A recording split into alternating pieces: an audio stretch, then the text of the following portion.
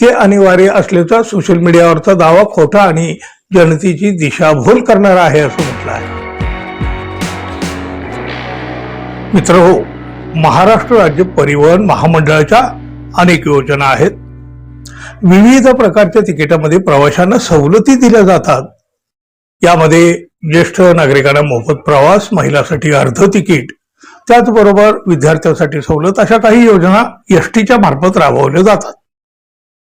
महिलांसाठी अर्ध्या तिकिटाची जी योजना आणली ती प्रचंड यशस्वी झाली.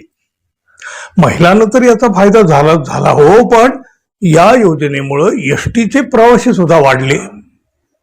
आणि मग सगळं काही व्यवस्थित सुरू असताना परिवहन मंत्री प्रताप सरनाईक यांनीच या योजनेमध्ये अचानक एक अडचण निर्माण केली.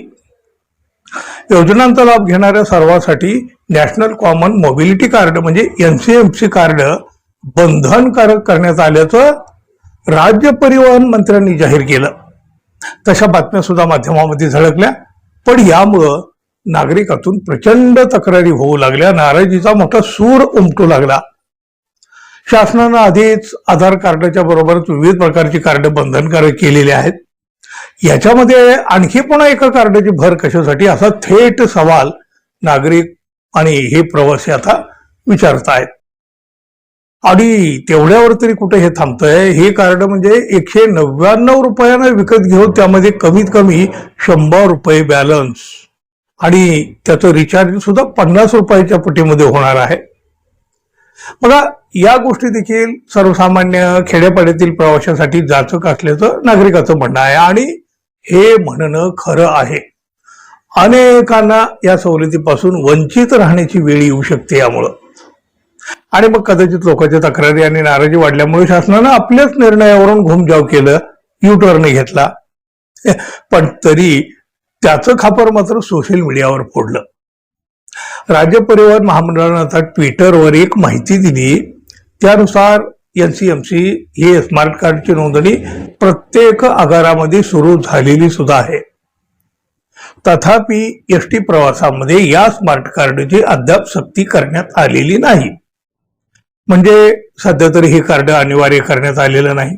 माहिती आणि जनसंपर्क संचालनालयानं हीच माहिती शेअर करताना सवलतीच्या एसटी तिकिटासाठी हे NCMC कार्ड सध्या अनिवार्य नाही, ते अनिवार्य असल्याचा सोशल मीडियावरचा दावा खोटा आणि जनतेची दिशाभूल करणारा आहे असं म्हटलं आहे. यावरून एकीकडे राज्याच्या परिवहन मंत्र्यांनी स्वतःच हे कार्ड अनिवार्य करण्यात आल्याचं पत्रकार परिषदेमध्ये सांगितलं होतं आणि दुसरीकडं याच्या बातम्या या दिशाभूल करणाऱ्या बातम्या असल्याचं आता राज्याच्या प्रसिद्धी विभागानं म्हटलंय. आहे कोणाची कोणाला मेळ? मंत्री जाहीर पत्रकार परिषदेमध्ये सांगतात आणि त्या शासनाचं हे प्रसिद्धी खातं म्हणतं की ते खोटं आहे सगळं. मंत्री बोललेलं खोटं का मग बातम्या आलेल्या खोट्या? या सगळ्या म्हणजे या शासनामधलाच हा खरं तर सगळा मोठा गोंधळ आहे. हा एकूण प्रकार म्हणजे अनलिमिटेड खोटेपणा मानला जाऊ लागलाय. एसटीच्या योजनांचा लाभ घेण्यासाठी हे कार्ड अनिवार्य असल्याचं स्वतः परिवहन मंत्री प्रताप सरनाईक यांनीच सांगितलेलं होतं आणि आता सांगितलं जातंय की या बातम्या दिशाभूल करणाऱ्या आहेत. आता जे बोलले त्याच्या बातम्या आल्या, या दिशाभूल करणारे कशा काय असू शकतात?